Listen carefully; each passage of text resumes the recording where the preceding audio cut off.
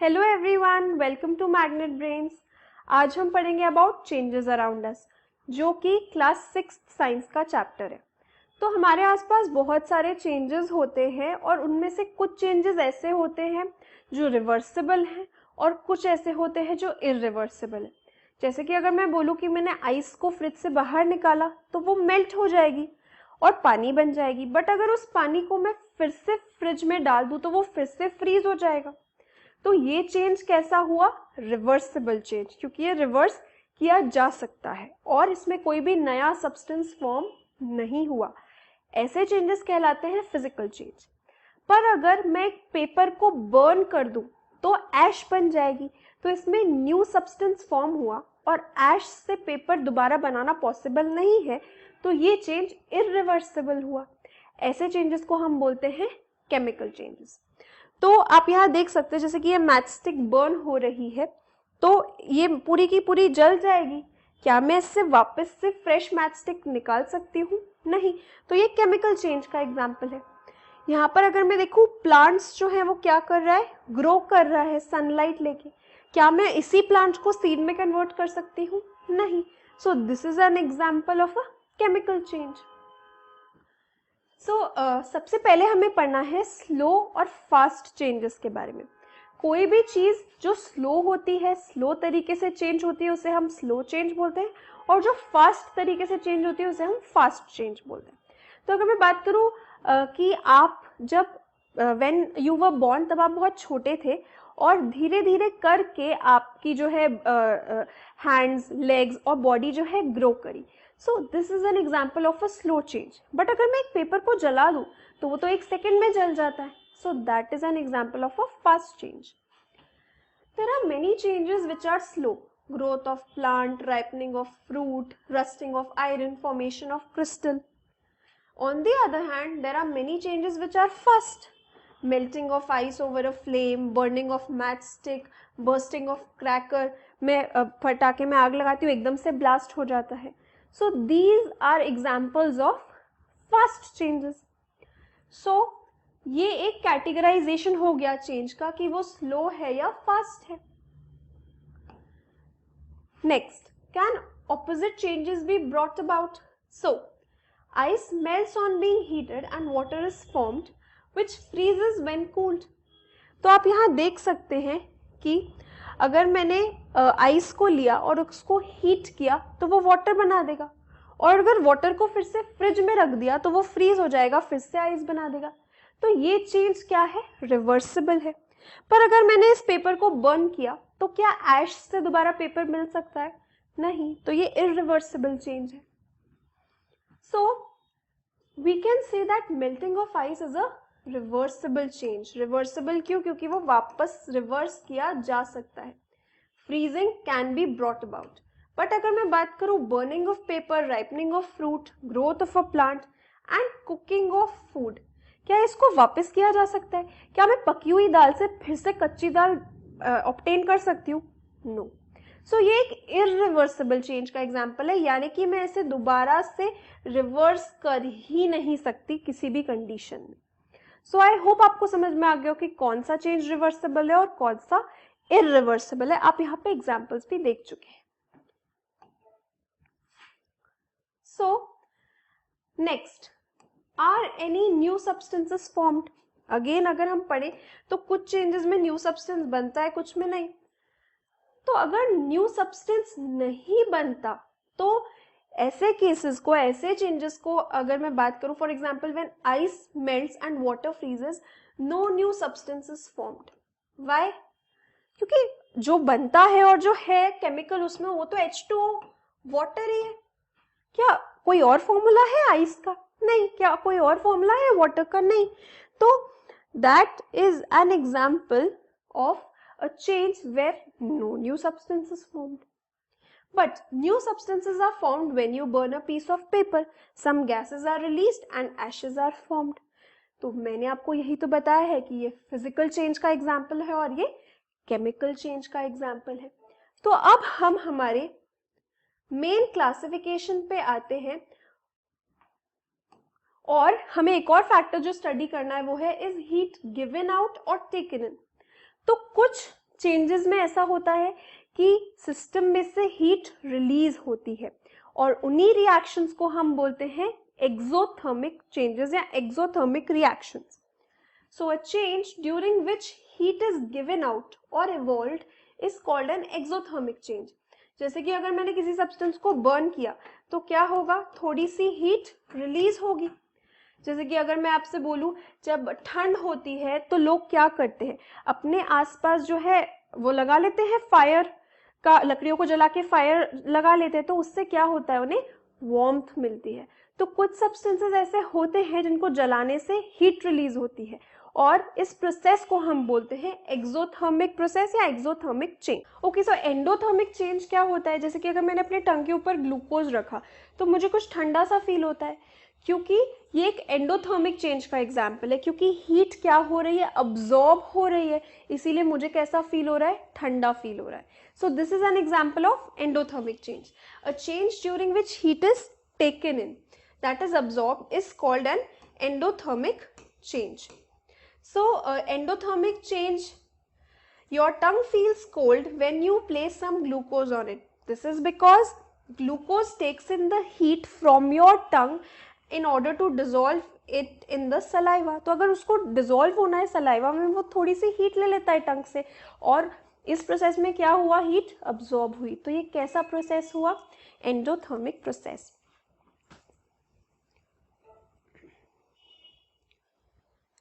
How to classify changes, जैसे कि हम पहले पढ़ चुके हैं कि चेंजेस दो टाइप के होते हैं, फिजिकल एंड केमिकल चेंज. तो अब हम फिजिकल चेंज के बारे में पढ़े तो हम ऑलरेडी पढ़ चुके हैं कि फिजिकल चेंज में no new substances formed and it can be reversed easily by reversing the conditions. For example अब हम देख लेते हैं, melting of a solid, freezing of a liquid, vaporization of a liquid. जब अगर मैं वाटर को हीट करती हूँ तो वो वाटर वेपर बनाता है और अगर वाटर वेपर को कूल कर दूँ तो फिर से वाटर मिल जाएगा. तो क्या ये रिवर्सिबल है, yes. So that is why it is an example of a physical change. Condensation of vapors or liquefaction of gases, sublimation, glowing of bulb or heater. जब मैं बल्ब जलाती हूँ तो वो ग्लो करता है और जब बंद कर देती हूँ वो फिर से अपनी ओरिजिनल स्टेट में आ जाता है. तो क्या ये एक फिजिकल चेंज का एग्जाम्पल है? यस, क्योंकि कोई भी नया सब्सटेंस फॉर्म नहीं हुआ. Dissolving of one substance in another, this is again, अगर मैं शुगर को वाटर में डिजोल्व करी, कुछ नया केमिकल बना नहीं. The expansion and contraction of a material, अगर मैं किसी चीज़ को स्ट्रेच और कंप्रेस कर रही हूँ तो कुछ नया सब्सटेंस बना नहीं. तो ये एग्जाम्पल्स हैं फिजिकल चेंजेस के. अगर अब हम बात करें केमिकल चेंजेस की, तो केमिकल चेंज क्या है, जिसमें कि नए सब्सटेंसेस बनते हैं. A change in which new substances are formed and which can not be reversed by reversing the conditions are called chemical changes. A chemical change is also called a chemical reaction. The starting substances in a chemical reaction are called reactants and the substance which are formed are called products. तो ये कहना चाह रहे हैं chemical reaction, जैसे कि आपने अपनी केमिस्ट्री की बुक में, साइंस की बुक में देखे होंगे कोई भी chemical reactions, तो उसमें क्या होता है, रिएक्टेंट होते हैं लेफ्ट हैंड साइड में और प्रोडक्ट्स होते हैं राइट हैंड साइड में और उनको कनेक्ट करता है एक arrow. So this is the example of a chemical reaction and it is an example of a chemical change. For example, rusting of iron. Rust जो brown color का substance है जो iron के ऊपर form हो जाता है, वो एक नया chemical है. Burning of material, that is coal, wood. Cooking of food again is an example of chemical change. So I hope examples of chemical change are clear. Next we proceed to expansion and contraction. Many materials expand on being heated and contract when cooled. तो ये expansion जो होता है वो क्यों होता है, heat की वजह से. हीट मिलने की वजह से काफ़ी सब्सटेंसेस एक्सपैंड करते हैं और फिर थोड़े टाइम के बाद जब कूल होते हैं तो कॉन्ट्रैक्ट कर जाते हैं. सॉलिड्स एक्सपैंड और contract the least, gases expand और contract the most. A common example of expansion is bursting of a cycle tube. A cycle tube sometimes bursts on its own when kept in the sun. This is because the air inside the tube expands by absorbing heat from the sun. तो अगर गर्मी में एक cycle खड़ी है, उसके अंदर of course उसके टायर के अंदर हवा है, बट सन की हीट की वजह से वो एयर एक्सपैंड करेगी और टायर क्या कर जाएगा, बर्स्ट कर जाएगा। इसीलिए समर्स में टायर्स में लेस प्रेशर रखा जाता है। तो आई होप आपको ये सारी प्रोसेसेस समझ में आ गई हो और अब आप फिजिकल और केमिकल चेंज के बीच में डिफरेंसेस लिख पा रहे होंगे। इन आवर नेक्स्ट वीडियो हम पढ़ेंगे इस चैप्टर के फ्रीक्वेंटली आस्क्ड क्वेश्चंस के बारे में। Thank you. Hello everyone, I am Avneet Kaur, welcome to Magnet Brains. आज हम पढ़ेंगे क्लास 6 साइंस का चैप्टर चेंजेस अराउंड अस। इसके आज हम फ्रीक्वेंटली आस्क्ड क्वेश्चंस डिस्कस करेंगे। So first question, what do you mean by a reversible change? एक ऐसा चेंज जिसे रिवर्स किया जा सके बाय अप्लाइंग सर्टन कंडीशंस। जैसे कि अगर मैं आइस को मेल्ट करूँ तो वो वाटर में कन्वर्ट हो जाएगी, पर अगर वाटर को फ्रीज करूँ तो वो फिर से आइस में कन्वर्ट हो जाएगा। So this is an example of reversible change. What are chemical changes? Give two examples. तो केमिकल चेंजेस वो होते हैं जिनमें कि कोई न्यू सब्सटेंसेस फॉर्म होते हैं और जो irreversible होते हैं। For example ripening of fruit, cooking of food etcetera. Describe the experiment to show what happens when sugar is heated. तो अगर मैंने शुगर को हीट किया तो क्या होगा? ये तो एक्टिविटी आप अपने घर में भी कर सकते हैं। अगर आप शुगर को लेंगे और उसे हीट करेंगे तो आप ये ऑब्जर्व करेंगे कि ब्राउन कलर का कुछ सब्सटेंस बन जाएगा। This is known as charring of sugar. और शुगर को हीट करते हैं तो वो चार हो जाती है और ब्राउन कलर का सब्सटेंस बन जाता है। तो ये होता है चारिंग ऑफ शुगर एंड यही होता है जब हम उसे हीट करते हैं। विच of the following changes can be reversed? तो अगर मैं आपसे बोलूँ कि क्या रिवर्स किया जा सकता है, यानी कि कौन कौन सा चेंज है जिसको वापस किया जा सकता है? So raw egg to boiled egg. क्या मैं रॉ एग को बॉयल एग में कन्वर्ट करूंगी तो क्या बॉयल एग को फिर से रॉ एग में कन्वर्ट कर पाऊंगी? No. So the answer is can be reversed? No. Wet clothes to dry clothes. अगर मैंने गीले कपड़ों को सुखा दिया तो क्या मैं सूखे कपड़ों को फिर से गीला कर सकती हूँ? Yes, so it can be reversed.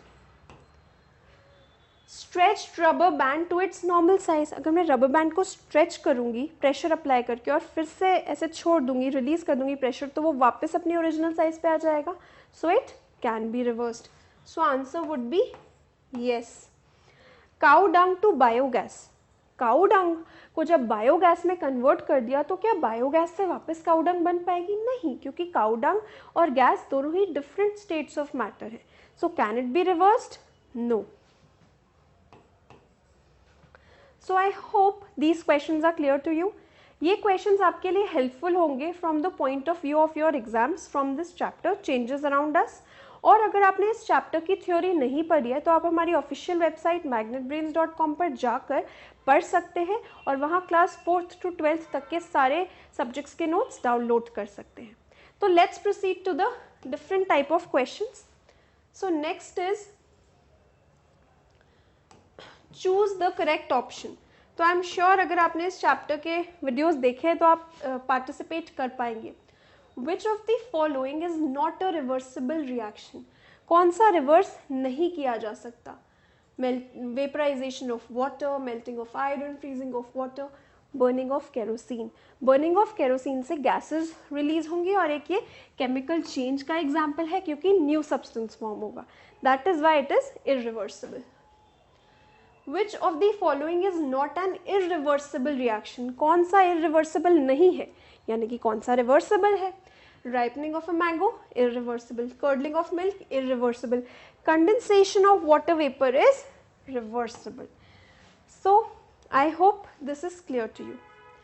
In which of the following changes are new changes formed?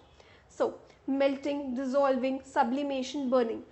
हमें पता है मेल्टिंग से कोई नया सब्सटेंस नहीं बनेगा, डिसॉल्विंग से कोई भी नया केमिकल नहीं बनेगा, बट बर्निंग ऑफ पेपर की ही अगर मैं बात करूं तो एशेज और गैसेस मिलेंगी जो कि नए सब्सटेंसेस होंगे। सो इसीलिए न्यू सब्सटेंसेस हमें मिलेगी via burning. Which of the following involves a fast chemical change? यानी कि कौन सा बहुत जल्दी हो जाएगा? Rusting of iron, growth of plant तो स्लो होते हैं। बर्निंग ऑफ मैचस्टिक और राइपनिंग ऑफ मैंगो में से हम पढ़ चुके हैं that burning of a matchstick is a very fast change. It happens in a fraction of seconds. तो आई होप आपको ये सारे क्वेश्चन समझ में आ गए हों और आपके लिए ये हेल्पफुल रहेंगे। इन आवर नेक्स्ट वीडियो हम क्लास 6 साइंस का दूसरा चैप्टर पढ़ेंगे। Till then, thank you.